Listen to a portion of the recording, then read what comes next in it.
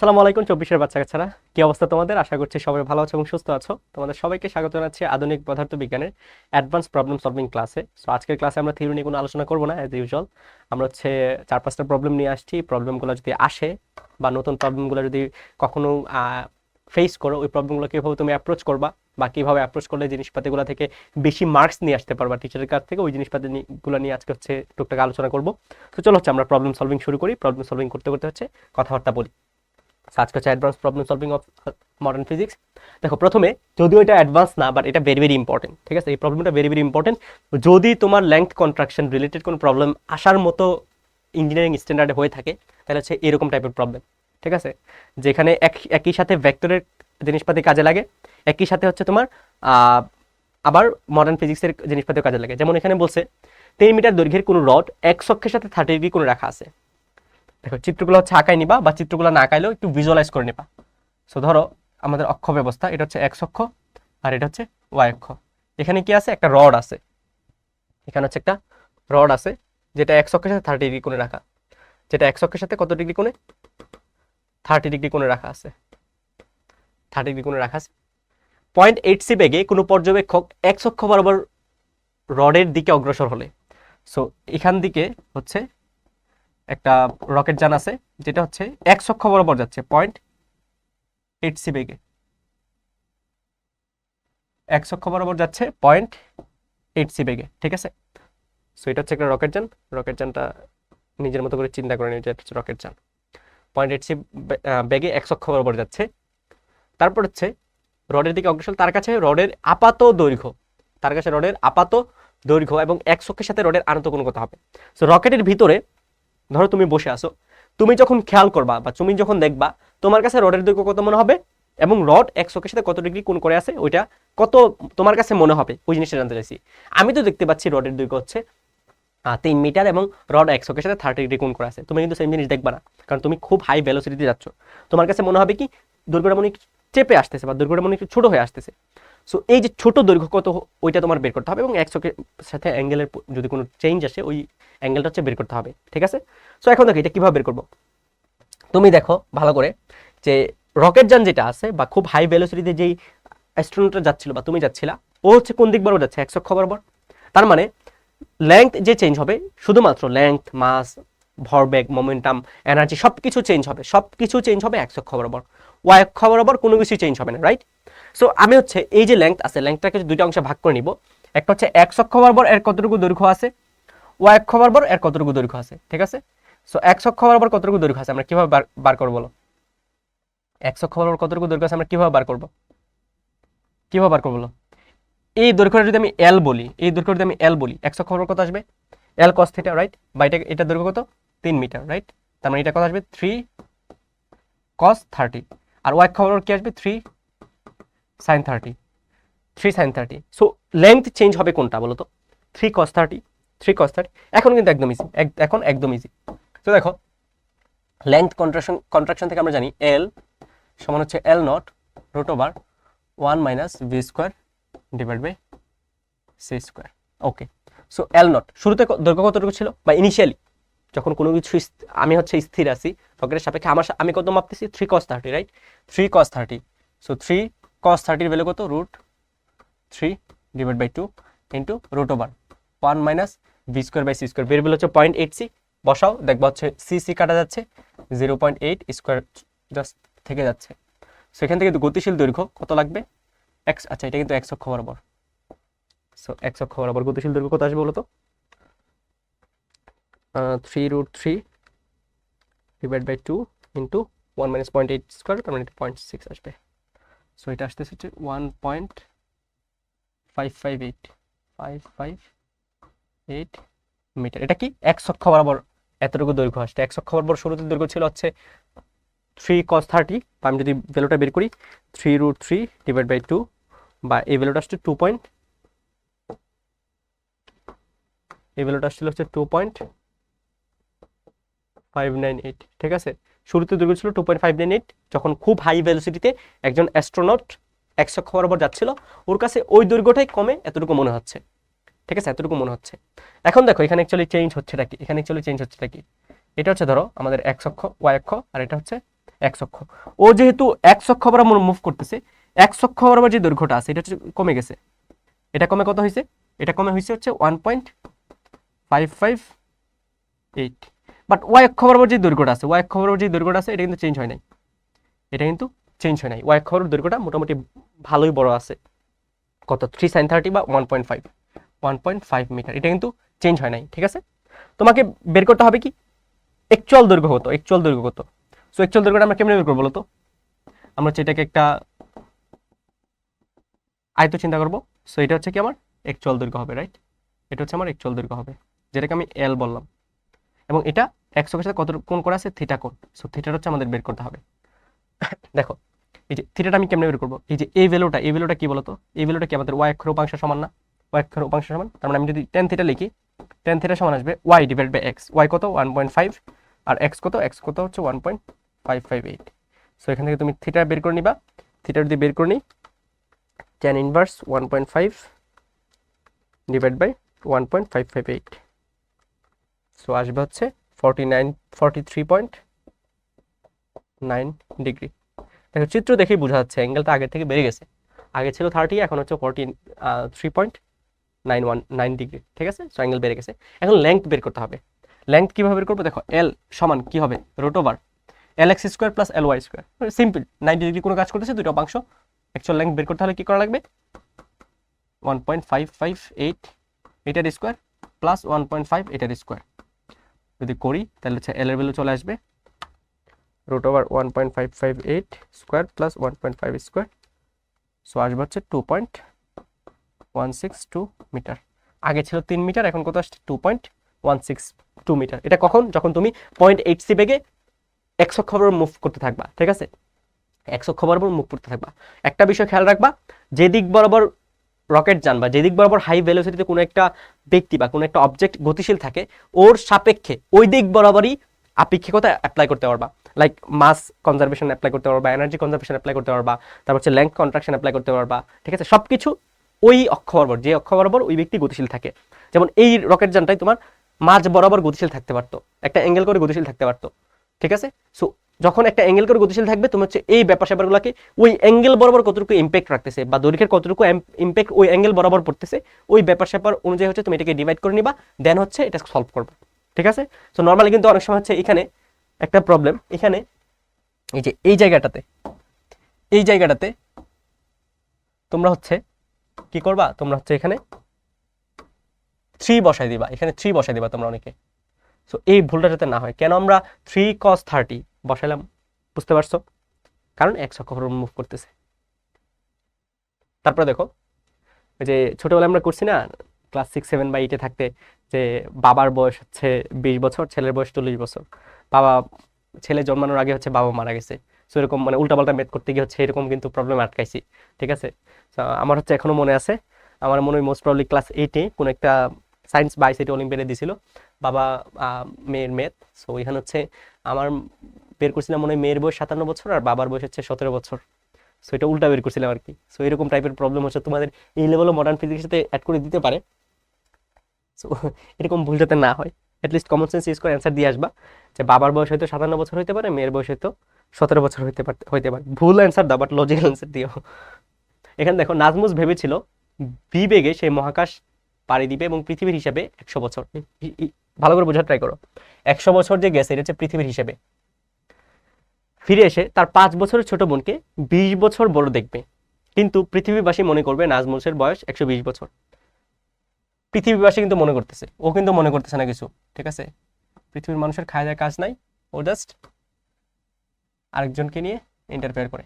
ওকে, V এর মান কত? নাজমুসের হিসাবে তার বোনের বয়স কত? ঠিক আছে, সো যাত্রা যখন শুরু করবে একদম শুরুতে ধরো এই ব্যক্তি হচ্ছে নাজমুস এবং এটা হচ্ছে ওর বোন। এটা কি একদম শুরুতে রকেট এখনো ওঠে নাই। সো নাজমুসের বয়স ধরো হচ্ছে আমি বললাম এক্স। ঠিক আছে, নাজমুসের বয়স এক্স, আর ওর বোন কত বছর ছোট ওর থেকে বলো তো? 5 বছরের ছোট। ঠিক আছে, এটা হচ্ছে নাজমুস এক্স, তার মানে ওর বোন কত হবে বলো তো? X minus 5। নাজমুসের বয়স 20 হলে ওর বোনের বয়স হবে 15, নাজমুসের বয়স 10 হলে ওর বোনের বয়স হবে 5, নাজমুসের বয়স যদি 100 হয় ওর বোনের বয়স হবে 95। ঠিক আছে, সো এটা হচ্ছে একদম শুরুতে, এটা বোঝা গেছে? একদম শুরুতে হচ্ছে নাজমুসের বয়স এক্স আর হচ্ছে ওর বোনের বয়স এক্স মাইনাস 5, ঠিক আছে। সো এখন দেখো আমি যদি পৃথিবীর মধ্যে ক্যালকুলেশনগুলো করি, ঠিক আছে, পৃথিবীর মধ্যে ক্যালকুলেশনগুলো করি, নাজমুস 100 বছর পাড়ি দিছে, ফলে ওর বয়স হয়েছে কত 120 বছর, কিন্তু পৃথিবীর ক্যালকুলেশন, পৃথিবীর ক্যালকুলেশন। তার মানে আমি বলতে পারি না যে এক্স এর সাথে যখন আমি 100 বছর অ্যাড করব এটা কত আসবে 120 বছর। কেন? কারণ নাজমুসের বয়স এক্স, নাজমুস পৃথিবীর হিসেবে যাত্রা করছে 100 বছর, ফলে ওর পৃথিবীর হিসেবে বয়স আছে 120 বছর, রাইট। তার মানে এখান থেকে এক্স বা নাজমুসের বয়স যেটা, এটা হচ্ছে আমি 20 বছর বের করতে পারি, রাইট, 20 বছর বের করতে পারি। এই পুরোটা কিন্তু পৃথিবীর হিসাব, আমি কিন্তু এখনো স্পেসে বা মডার্ন ফিজিক্সে যাই নাই। এটা একদম লজিক্যাল হিসাব নিকাশ, যে আমরা ওই যে ছোটবেলায় পিতা পুত্রের মেথ করতাম এরকম। এটা হচ্ছে পৃথিবীতে নাজমুসের বয়স, পৃথিবীর হিসাব অনুযায়ী নাজমুস কতটুকু যাত্রা করছে, পৃথিবীর হিসাব অনুযায়ী নাজমুসের বয়স কত। তার মানে নাজমুসের বর্তমানে বয়স বা যাত্রার শুরুতে বয়স ছিল 20 বছর, ঠিক আছে। নাজমুসের যাত্রার শুরুতে বয়স ছিল কত 20 বছর। সো নাজমুসের যাত্রার শুরুতে বয়স ছিল 20 বছর, তাহলে ওর বোনের শুরুতে বয়স কত হবে বলতো 15 বছর, ঠিক আছে, 15 বছর, কারণ 5 বছর ডিফারেন্স। এতটুকু ক্লিয়ার? এতটুকু ক্লিয়ার বলো তো? এতটুকু ক্লিয়ার, রাইট? তার বয়স ছিল হচ্ছে 20 বছর আর এটা ছিল হচ্ছে 15 বছর। তোমাকে বের করতে হবে কি, বের করতে হবে হচ্ছে নাজমুসের হিসাবে তার বোনের বয়স কত। আচ্ছা, ভি এর মান বের করতে হবে এবং বোনের বয়স কত এটা বের করতে হবে। তার বোনের বয়স কত এটা বের করতে হবে। সো এটা বের করার জন্য আর কি কোনো ইনফরমেশন দেওয়া আছে? বলো, আর কোনো ইনফরমেশন দেওয়া আছে কিনা?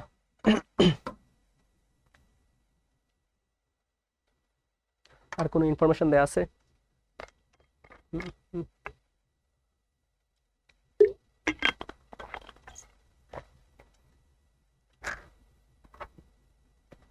সো একটা জিনিস দেখো, এখানে আমি কি কি লিখতে পারি। আমি লিখতে পারি যাত্রার সময় পৃথিবীর হিসাব অনুযায়ী, ঠিক আছে, পৃথিবীর হিসাব অনুযায়ী যাত্রার সময়, পৃথিবীর হিসাব অনুযায়ী যাত্রার সময়, অনুযায়ী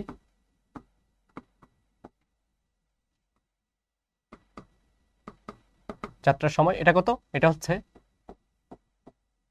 100 বছর, 100 বছর, ঠিক আছে। এখন নাজমুসের হিসাব অনুযায়ী যাত্রার বয়স কত আসবে, নাজমুসের হিসাব অনুযায়ী যাত্রার বয়স কত আসবে, ওইটা হচ্ছে আমাদের বের করা লাগবে। সো এটা হচ্ছে আমাদের মেইন কনসার্নের বিষয়, নাজমুসের হিসাব অনুযায়ী যাত্রার বয়স কত আসবে। সো এটা যদি বের করতে পারি তাহলে হচ্ছে আমরা ভি এর মান বের করে ফেলতে পারবো। এখানে দেখো আর কিছু দেওয়া আছে, পর ফিরে এসে সে তার 5 বছর ছোট বোনকে 20 বছর বড় দেখবে, কিন্তু পৃথিবীবাসী মনে করবে নাজমুসের বয়স 120 বছর, ভি এর মান কত, নাজমুসের হিসেবে তার বোনের বয়স কত। আচ্ছা, নাজমুসের হিসেবে, আচ্ছা 100 বছর হচ্ছে পৃথিবীর হিসেবে, ওর হিসেবে কত বছর বলো তো, ওর হিসেবে কত বছর। আচ্ছা দেখো, এখানে ইনফরমেশন আসলে মিসিং বলতে অ্যাকচুয়ালি মিসিং না। এখানে দেখো কিরকম বলছে যে পৃথিবীর হিসেবে নাজমুস যখন ফিরে আসছে তার 5 বছর ছোট বোন, ও দেখে গেছিল 5 বছর ছোট, বাট এসে দেখবে হচ্ছে ওর থেকে 20 বছরের বড়, ঠিক আছে। এটা কি পৃথিবীর হিসেবে। সো 20 বছরের যখন বড় দেখবে, তখন এই যে 20 বছর বড় দেখছে, তখন হচ্ছে ওর বোনের বয়স কত হচ্ছে আমাদের বোঝা লাগবে। এই যখন যাত্রাটা কমপ্লিট করে আসতেছে, পৃথিবীতে কত বছর পার হয়ে গেছে, অলরেডি কিন্তু 100 বছর পার হয়ে গেছে, রাইট। তার মানে ওর বোনের বয়স ছিল হচ্ছে 15 বছর, ওর বোনের বয়স ছিল 15 বছর, আরো 100 বছর পার হয়ে গেছে, তার মানে ওর বোনের বয়স হবে তখন হচ্ছে 115 বছর, ঠিক আছে। কত? 115 বছর। এটা কখন? এটা যখন ও ব্যাক করবে, ওর বোনের বয়স যখন 100 বছর, ও দেখবে ওর থেকে ওর বোনের বয়স কত 20 বছর বড়। তার মানে যাত্রার পর, কি বলছে কি, যাত্রার পর, যাত্রার পর বা যাত্রা থেকে ব্যাক করার পর নাজমুসের বয়স কত হবে বলতো? নাজমুসের বয়স হবে হচ্ছে ওর বোনের বয়স থেকে 20 বছরের ছোট। কারণ কি, নাজমুস দেখবে হচ্ছে ওর বোন ওর থেকে 20 বছরের বড়, তার মানে 95 ইয়ার্স, 95 ইয়ার্স। ওর বয়স দেখবে কত 95 ইয়ার্স, ঠিক আছে, 95 ইয়ার্স। আর বোনের বয়স কত দেখবে, বোনের বয়স হচ্ছে 115, বোনের বয়স 115 ইয়ার্স। সো এটা হচ্ছে আমাদের মেইন আউটকাম যেটা এখানে। ওর বয়স কত 95 ইয়ার্স এবং বোনের বয়স 115 বছর। সো নাজমুস যখন যাত্রা করতেছিল ওর বয়স কত ছিল 20 বছর, আর আসার পরে দেখছে ওর বয়স হচ্ছে 95 বছর। তার মানে মাঝখানে যাত্রা করছে কত বছর বলতো? যাত্রা করছে হচ্ছে, যাত্রার বয়স কত হবে, যাত্রার সময় হবে হচ্ছে ও শুরু করছিল 20 বছরে, আসে দেখে ওর বয়স 95 বছর, তার মানে 95 মাইনাস 20, সো এটাকে আমি লিখতে পারি হচ্ছে 75 ইয়ার্স, 75 ইয়ার্স।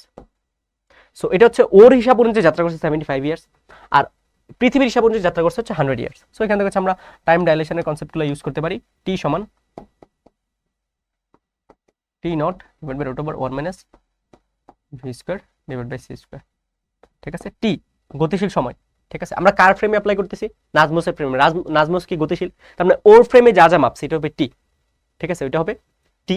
এবং পৃথিবীর ফ্রেমে যা যা মাপছে ওইটা হবে কি? টি নট, রাইট। সো টি সমান কত বলো তো? 75, আর এটা সমান হচ্ছে 100 root over 1 minus V square divide by C square. So এখান থেকে আমি হচ্ছে ভি বের করবো। ভি সমান কত আসে দেখো, ভি সমান আসে হচ্ছে, উল্টা লিখলাম নাকি? উল্টা লিখে ফেলছি। সো এটা আসবে হচ্ছে 100 সমান 75 1 minus V square divide by C square. So এখান থেকে ভি বের করে নিবা। ভি বের করলে কত আসে দেখো তো, V 1 minus 75 divide by 100 square, so 0.66 C, 0.66 C. So এটা হচ্ছে কি আমাদের স্পেসশিপের যে ব্যাগ, ওইটা স্পেসশিপের ব্যাগ হচ্ছে 0.66 সি, ঠিক আছে। নাজমুসের হিসেবে তার বোনের বয়স কত হবে? নাজমুসের হিসেবে তার বোনের বয়স কত হবে? দেখো বোনের বয়স কত ছিল? 15 বছর। বোনের বয়স কত ছিল? 15 বছর। নাজমুস যাত্রা করছে কত বছর? 75 ইয়ার্স। তার মানে নাজমুসের হিসাবে তার বোনের বয়স হবে হচ্ছে, বোনের বয়স হবে হচ্ছে, বোনের বয়স ছিল 15 বছর, যাত্রা করছে 75 ইয়ার্স, তার মানে 90 ইয়ার্স, 90 ইয়ার্স, ঠিক আছে। এটা হচ্ছে নাজমুসের হিসাবে হবে, বাট অ্যাকচুয়ালি বোনের বয়স কত? 115 বছর, ঠিক আছে। তো সিম্পল, একদম একদম সিম্পল ম্যাথ, বাট এটা হচ্ছে পিতা পুত্রের ম্যাথ থেকে আর কি একটু একটু ভাষাগুলো একটু পেঁচায় ফিরে আসে। তুমি হচ্ছে ইনফরমেশনগুলো বের করে নিবা জাস্ট। প্রথম হচ্ছে বলছে নাজমুসের থেকে ওর বোন 5 বছরের ছোট ছিল। সো নাজমুসের বয়স আমরা শুরুতে এক্স ধরে নিয়েছি, ওর বোন হচ্ছে x-5। সো আমরা পৃথিবীর অনুযায়ী হিসাব করে দেখছি যে নাজমুসের বয়স, ও যাত্রা করছে 100 বছর, আয়সা দেখে ওর বয়স 120 বছর, ঠিক আছে। ওর বয়স কত? 120 বছর। সো যাত্রা করছে হচ্ছে 100 বছর, নাজমুসের বয়স এক্স প্লাস 100 সমান হচ্ছে 120। সো এখান থেকে হচ্ছে নাজমুসের বয়স কত ছিল আমরা হচ্ছে বের করে ফেলতে পারছি।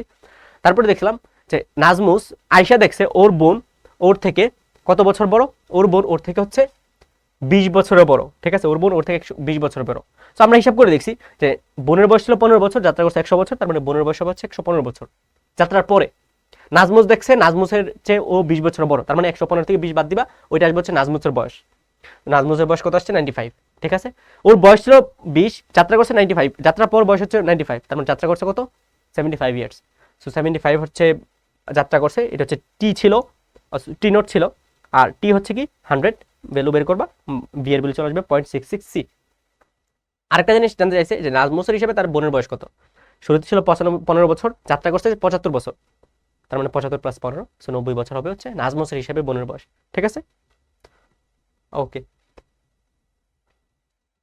এখানে দেখো একটি আলোক রশ্মি গুচ্ছে 3 ধরনের তরঙ্গ দৈর্ঘ্য দেওয়া আছে, এটা এটা এবং এটা, এদের মোট প্রাবল্য দেওয়া আছে।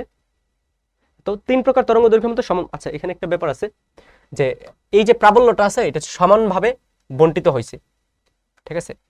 2.3 ইলেকট্রন ভোল্ট কার্য অপেক্ষক, 2.3 ইলেকট্রন ভোল্ট কার্য অপেক্ষক সম্পন্ন কোনো ধাতুর 1 সেন্টিমিটার স্কয়ার ক্ষেত্রফলের উপর আলোক রশ্মিগুচ্ছ সমকোণে আপতিত হয় যদি প্রতিফলনের দরুন কোনো রশ্মি বিনষ্ট না হয়ে উপযুক্ত শক্তি সম্পন্ন প্রত্যেকটি ফোটনে ইলেকট্রনে নির্গত করে, তবে 2 সেকেন্ড কত আলোক রশ্মি, মানে কয়টা আলোক ফোটন নির্গত করবে, ওইটা হচ্ছে আমাদের বের করা লাগবে।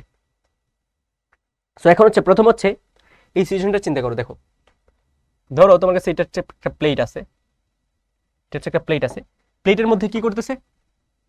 ফোটন এসে নিক্ষেপ পড়তেছে, ফোটন এসে পড়তেছে, এটা লম্বভাবে পড়তেছে। আচ্ছা বুঝার ট্রাই করো, ঠিক আছে, লম্বভাবে পড়তেছে। ধরো এটা একটা ফোটন, এটা কি করবে? এদিক দিক বরাবর বেক করবে, রাইট। আরেকটা ফোটন পড়তেছে, এদিক বরাবর বেক করবে, আরেকটা ফোটন পড়তেছে, এদিক বরাবর বেক করবে। সো এই যে রিভার্স বা প্রতিফলন হচ্ছে বা ব্যাক করতেছে, ব্যাক করার একটা শর্ত আছে। কি শর্ত? এই যে ফোটনগুলো আপতিত হচ্ছে, এই ফোটনগুলোর শক্তি অবশ্যই এই যে মেটালটা আছে মেটালটা কার্য অপেক্ষা বেশি হতে হবে। সো আমার হচ্ছে বের করা লাগবে যে কোন লিমিট পর্যন্ত তরঙ্গ দৈর্ঘ্য মাস্ট লাগবে যে তরঙ্গ দৈর্ঘ্যের জন্য হচ্ছে আমার ফোটন নিঃসৃত হবে। ঠিক আছে, সো দেখো আমরা হচ্ছে কার্য অপেক্ষক দিয়ে যদি হিসাব করি, ফাই সমান কি জানি আমরা, H C divide by lambda naught. তার মানে এই যে ল্যামডা নট এটা হচ্ছে ম্যাক্সিমাম তরঙ্গ দৈর্ঘ্য, যেই তরঙ্গ দৈর্ঘ্যের জন্য আমার ফোটন নিঃসৃত হবে। সো ফাই কত বলতো এখানে, ফাইয়ের ভ্যালু হচ্ছে 2.3 ইলেকট্রন ভোল্ট। ইলেকট্রন ভোল্টকে 1.6 ইন্টু 10⁻⁹ দিয়ে গুণ করবা। এইচ হচ্ছে 6.626 ইন্টু 10⁻⁻34 ইন্টু সি হচ্ছে 3 ইন্টু 10⁻8। এখান থেকে বসাবা, বসা হচ্ছে ল্যামডা নটের ভ্যালুটা বের করবা।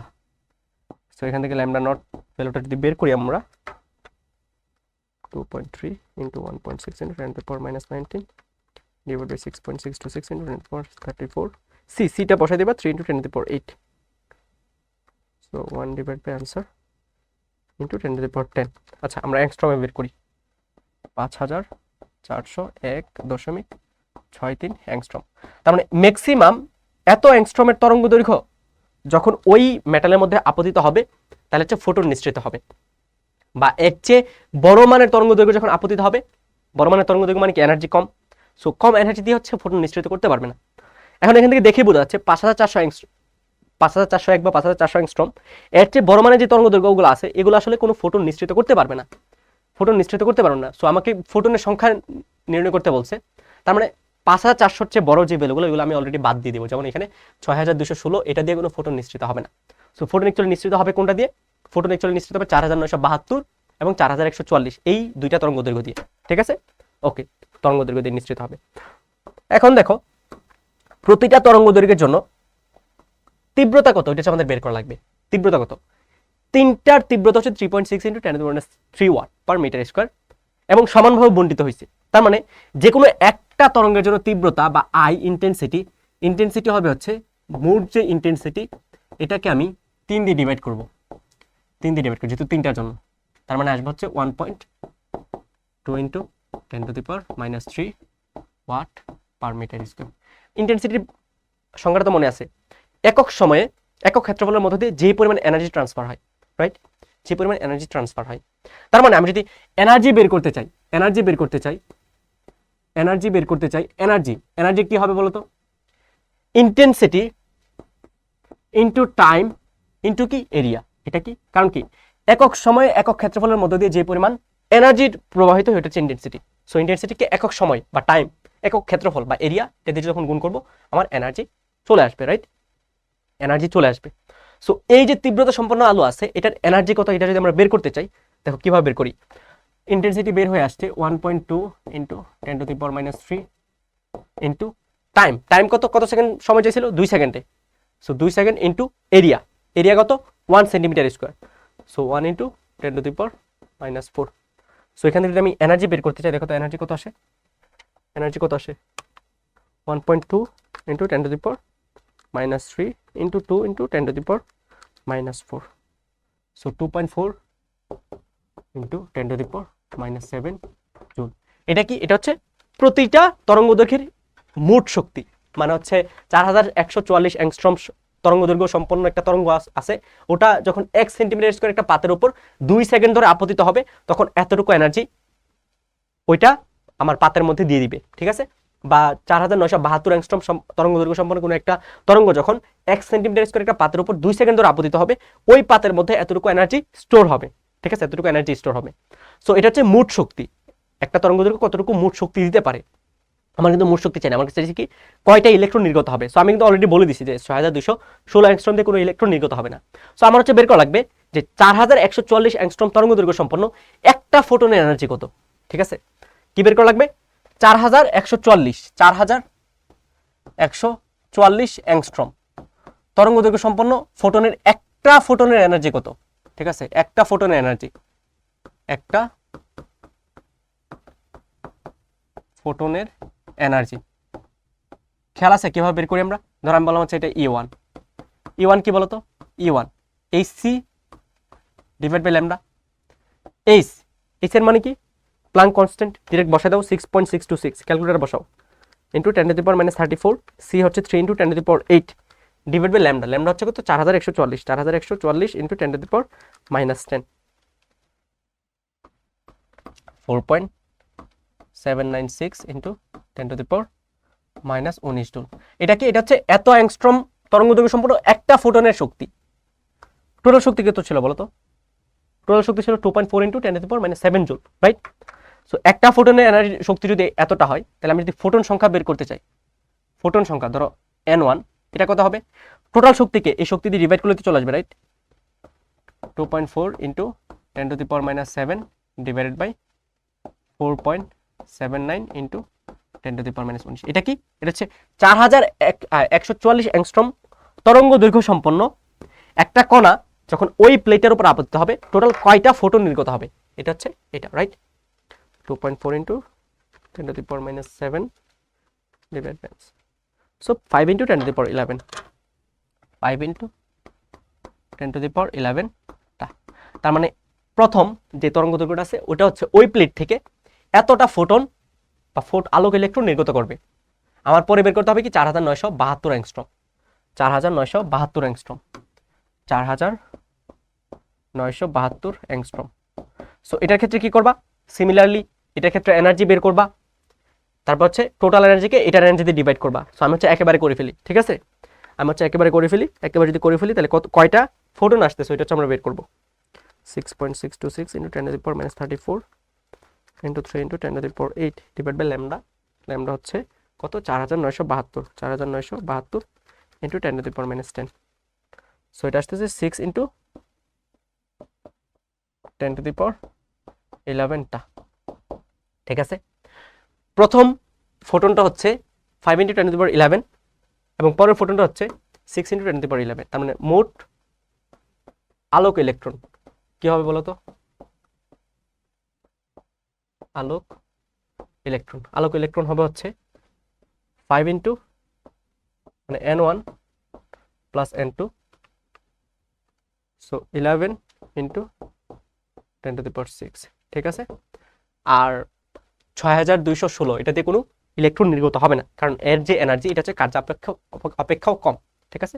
সো ফোটন নির্গত হওয়ার জন্য কি হওয়া লাগে? কার্যাপেক্ষক অপেক্ষা বেশি এনার্জি হওয়া লাগে। বোঝা গেছে? এটা বোঝা গেছে? ওকে,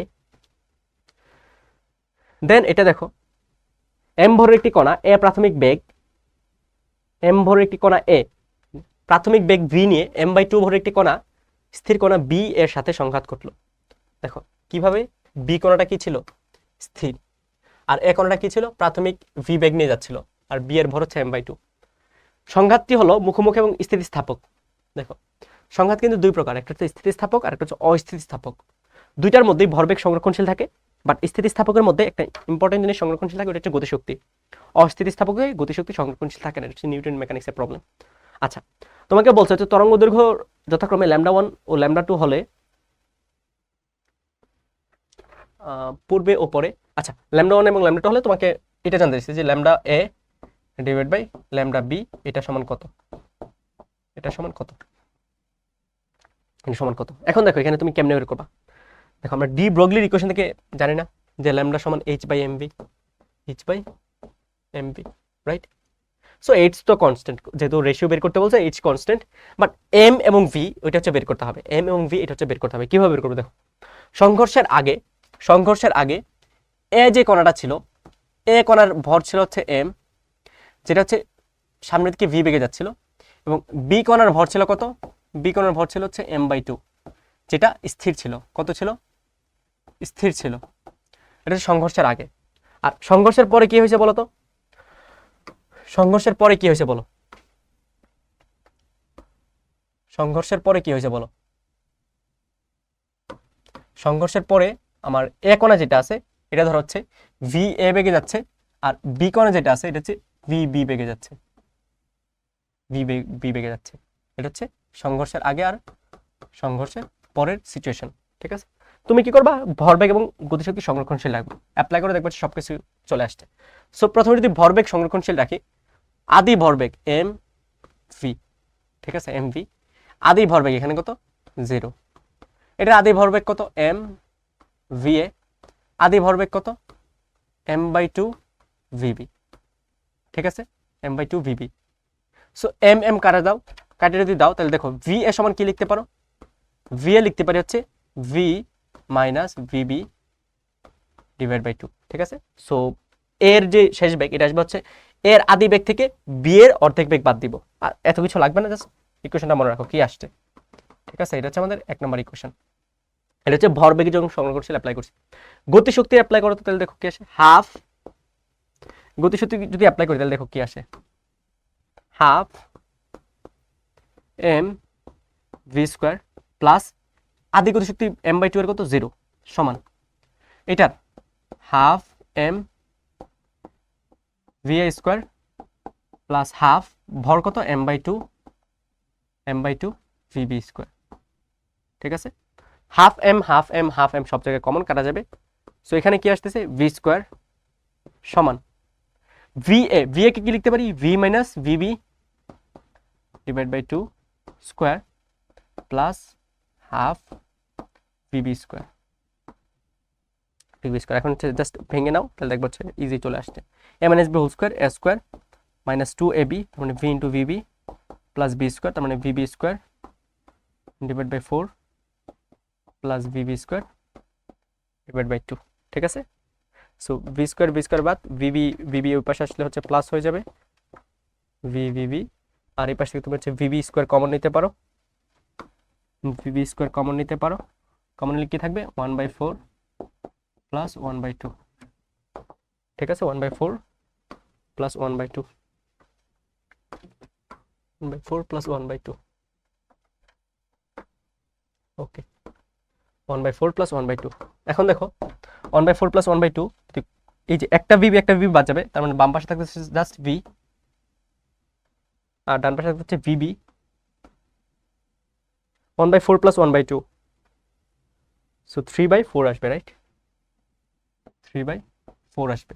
সো এখানে তুমি ভিবি সমান কি লিখতে পারো, ভিবি সমান লিখতে পারো হচ্ছে 4/3 into VB, 4/3 into V. So এটা হচ্ছে আমাদের 2 নম্বর ইকুয়েশন, ঠিক আছে 2 নম্বর ইকুয়েশন। এখন দেখো এই ভিবি এর ভ্যালু যদি আমি এখানে ইনপুট দেই, ভি এবং ভি এর মাঝে রিলেশন পাই যাব। সো আমি লিখতে পারি ভি এ সমান হচ্ছে ভি মাইনাস 4/3 ভি, এটা কত আসবে 1/3 ভি, এটা হচ্ছে ভি এ। তার মানে এখান থেকে আমি লিখতে পারি কি, আচ্ছা এতটুকুই থাকুক, এটা হচ্ছে আমাদের 3 নম্বর ইকুয়েশন। সো আমার হচ্ছে দেখো আমার কি বের করলো, ল্যামডা এ এবং ল্যামডা বি এর মাঝে সম্পর্ক, lambda A divide by lambda B. এটা অ্যাকচুয়ালি কি দেখো, ল্যামডা কি এইচ এর সমানুপাতিক এবং এম এবং ভি দুইটার ব্যস্তানুপাতিক। সো আমি নিচে কি লিখবো এম এ ভি এ, উপরে কি লিখবো M B V B. So M A দেখো এম এ বস্তুর ভর কি এম, বি বস্তুর ভর হচ্ছে সিম্পলি m/2, ওকে। ভিবি কি ছিল দেখো তো 4/3 ভি, আর ভি এ কত ছিল, ভি এ ছিল হচ্ছে 1/3 ভি, রাইট 1/3 ভি। সো ভি/3 কাটা যাবে, এম কাটা যাবে, থাকবে কি 4/2, 4/2 মানে কি 4/2 মানে হচ্ছে 2 simply, right. So lambda A divide by lambda B, এটা কত আসতেছে, এটা আসতেছে 2, ঠিক আছে, এটা আসতেছে হচ্ছে 2, তোমার এটা হচ্ছে ফাইনাল অ্যান্সার, বোঝা গেছে। সিম্পলি ডি ব্রগলির ইকুয়েশন অ্যাপ্লাই করে হচ্ছে চলে আসবে lambda A by lambda B হচ্ছে 2, বা আদি এবং শেষ অবস্থায় যে এ এবং বি বস্তু সংঘর্ষের পরে যে তরঙ্গ দৈর্ঘ্য আসবে এদের রেশিও আসবে হচ্ছে 2, বোঝা গেছে। এটা কিন্তু রিটেনে আসার মতো, এটা হচ্ছে মোস্ট প্রবলি 83 আর 83 তে আসছিল। সো এটা হচ্ছে রিটেনে আসার মতো প্রবলেম, একটু ভালোভাবে খেয়াল করে রাখবা। এরকম একটা প্রবলেম হচ্ছে 2009 বা 2011-তে বইটা আসছিল, সো ওই যে পিতা পুত্র দিয়ে আর কি। সো ওই রকম প্রবলেমটা হচ্ছে এখানে আছে, ওইখানে স্থিতিস্থাপক সংঘর্ষ ছিল, এখানে স্থিতিস্থাপক সংঘর্ষ আছে, ঠিক আছে। ওকে এটা মাত্র করলাম, ওকে ঠিক আছে। সবাই ভালো মতো ক্লাসের প্রবলেমগুলো সলভ করবা নিজে নিজে হাতে হাতে করে। আবারও বলে দিচ্ছি এই প্রবলেমগুলো হচ্ছে দেখবা আসবে, বা এই প্রবলেম রিলেটেড কনসেপ্টগুলো আসবে। সো প্রবলেম দেখে গেছো, নিজে প্র্যাকটিস করে এই জন্য অ্যান্সার করতে পারো নাই, এর চেয়ে বড় দুঃখের ব্যাপার আর কিছু নাই। তখন এক্সাম হলে বসে বসে আফসোস করবা, এর চেয়ে বেটার এখনই হচ্ছে 1 দিন 2 দিন এক্সট্রা সময় নিয়ে বা একটু এফোর্ট দিয়ে নিজে নিজে প্রবলেমগুলো সলভ করো। না মিললে ভাইরা তো আছেই, সে খুশি জিতবো গ্রুপে পোস্ট দাও যে এটা পারি না ওটা পারি না, তোমাদের ইন্টারনাল গ্রুপ আছে ওইখানে পোস্ট দাও, আমরা তো আছি, আরো ভাই আপুরা আছে এসপি টিমের নলেজ টিমে, হচ্ছে হেল্প করবে, ঠিক আছে। সবাই ভালো থাকবা, সুস্থ থাকবা, আর সুন্দর মতো অ্যাডমিশন দিয়ে আসবা। আল্লাহ হাফেজ সবাইকে।